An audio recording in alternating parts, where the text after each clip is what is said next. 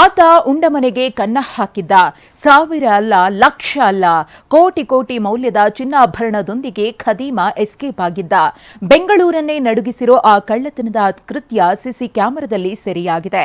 ಇದರ ನಡುವೆ Nepali gang escape ಆಗಿರೋದು ಹೇಗೆ ಅನ್ನೋ ರಹಸ್ಯವೂ ಬಟಾಬಯಲಾಗಿದೆ.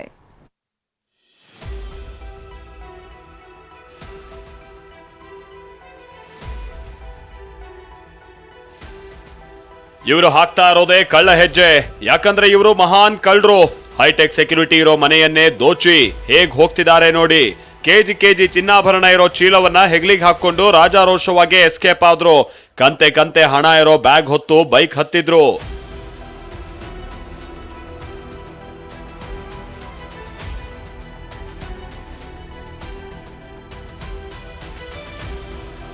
$40 ಲಕ್ಷ ಹಣ, 15 ಕೋಟಿ ಚಿನ್ನಾಭರಣ ದೋಚಿತ್ತು ನೇಪಾಳಿ ಗ್ಯಾಂಗ್.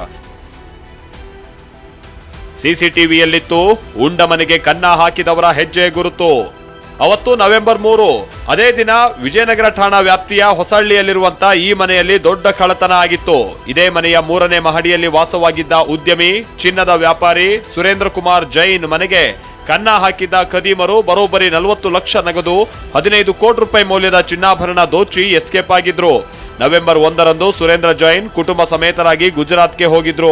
ಸುರೇಂದ್ರ ಅವರ ಹರಿಹಂತ ಜ್ಯುವೆಲರ್ಸ್ ನಲ್ಲಿ ಕೆಲಸ ಮಾಡ್ತಾ ಇದ್ದಂತ ನಾಮರಾಜ್ಗೆ ಮಾಲೀಕರು ಊರಿಗೆ ಹೋಗಿರೋ ವಿಷಯ ಗೊತ್ತಾಗಿತ್ತು. ನೇಪಾಳ ಮೂಲದ ನಾಮರಾಜ್ ತನ್ನವರನ್ನ ಕರೆಸಿ ಮನೆ ದೋಚಿದ್ದ. ಅದೇ ಕೃತ್ಯದ ಸಿಸಿಟಿವಿ ದೃಶ್ಯ ಇಂದು ಬಯಲಾಗಿದೆ. ಚಿನ್ನ, ಹಣವನ್ನ ಬ್ಯಾಗ್ಗೆ ಹಾಕೊಂಡು ಬೈಕ್ ನಲ್ಲಿ ಹೋಗ್ತಾ ಇರೋ ದೃಶ್ಯ ಸೆರೆಯಾಗಿದೆ. ಅಷ್ಟಕ್ಕೂ ಅವರು ಇಲ್ಲಿಂದ ಹೋಗಿದ್ದೆಲ್ಲಿಗೆ ಅನ್ನೋದನ್ನ ನೋಡಿದ್ರೆ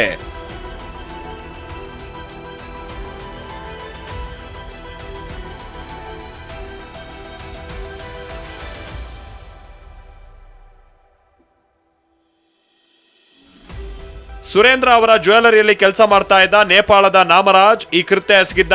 ತನ್ನ ಸ್ನೇಹಿತನನ್ನ ಕರೆತಂದು ಮನೆಗೆ ಕನ್ನ ಹಾಕಿದ್ದ. ಇನ್ನು ಕಳ್ಳತನದ ಬಳಿಕ 2 ಬ್ಯಾಗ್ನಲ್ಲಿ ಚಿನ್ನಾಭರಣ, ಹಣ ತುಂಬಿಕೊಂಡಿದ್ರು.